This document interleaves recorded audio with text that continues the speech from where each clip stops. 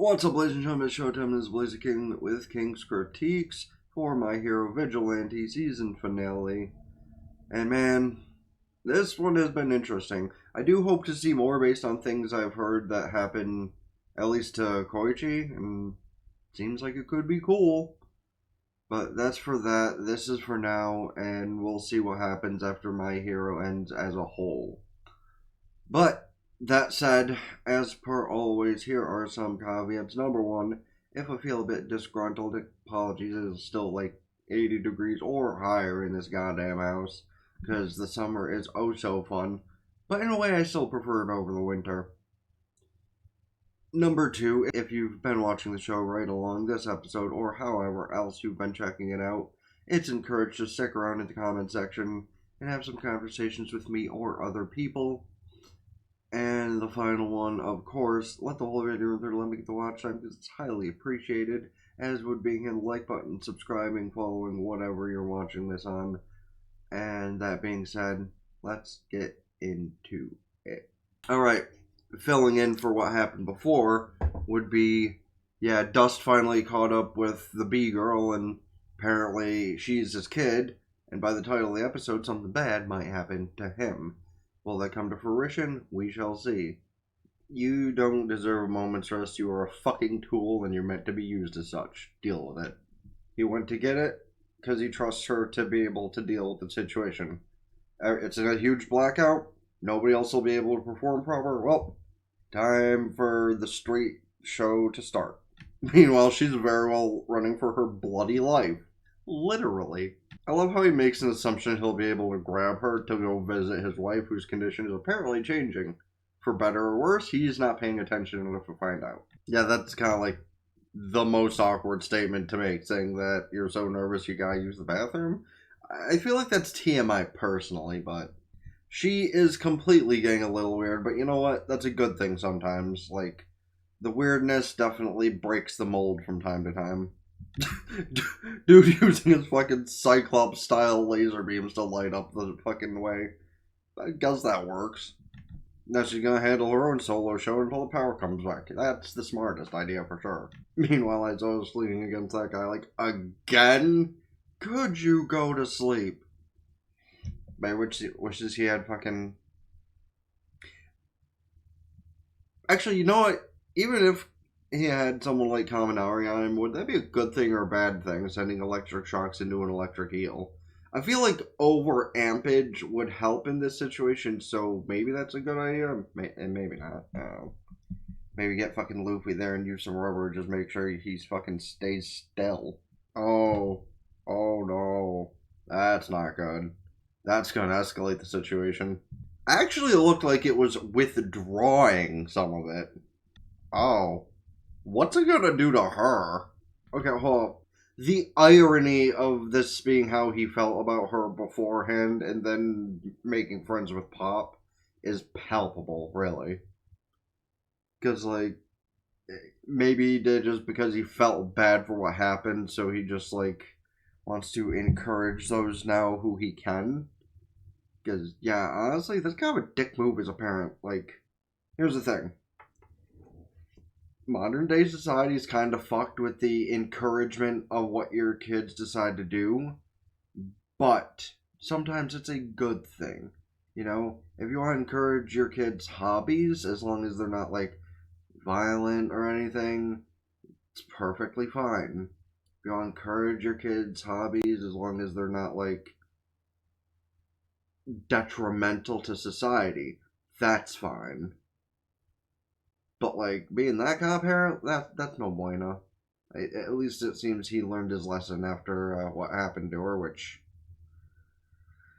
kind of his fault, I guess, but still. Okay, that's not creepy. Like, being approached by somebody who looks just like you, that's kind of creepy, honestly. Okay, well, not looks just like her, but, like, a crazier version of her, which is what she became now. Oh, that was the point. Absorb a little bit of the powers from the electric eel so she can maybe not get hit by that stun gun as easily.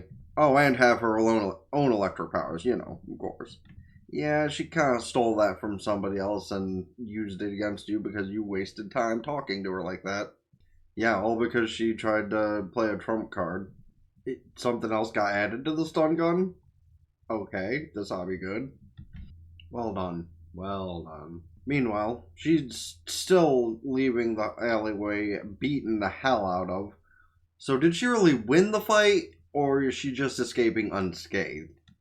Because I doubt she actually did kill Dust, but...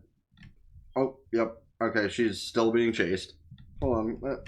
Let me just argue that statement a little bit. There are definitely parents out there that are better than you, because, like, you caused her to turn to evil, and now you're trying to make amends for it, so...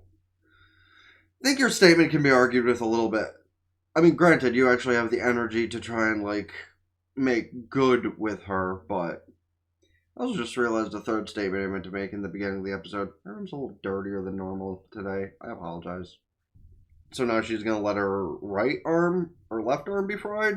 Yeah, Dust knows exactly what he's doing. Like, he's pissing you off on purpose so you make a mistake.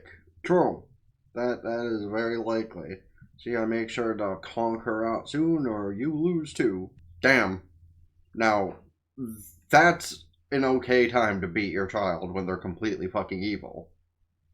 Bright flash. Yeah, he got her. So his point was to stop her brain and then restart it after the bees left? However, he has a plan B for these bees. Get it? Plan B. Laugh! Damn, look at that thing. That was the host the whole time that made her turn evil? Oh! A smoke bomb to attract all of the ones that escaped and just go boom. Like I said, attract them and then it goes boom. So, taking a moment while he's restarting her heart, I am going to point out, I think that's actually the first time we've, like, seen somebody in a state of undress in the show in any form. Like, yeah, I know a lot of the heroes do dress pretty sluttily, you know, Midnight, Momo, but, like, I think that's the first time we've genuinely just seen some form of state of undress in this show. I thought it was actually going to be nice enough to let the Electric Lizard Man or Electric Eel Man see Pop show. Look at the look on his face. He's so happy as I was giving him a minute. Oh no, it already took a new host? Apparently.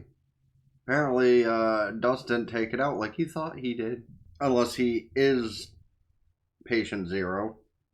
So is that actually the season finale, or was it just meant to feel like the season finale? So apparently there is one more episode. I'm going to just go to the usual site I do to double check that. Hold on.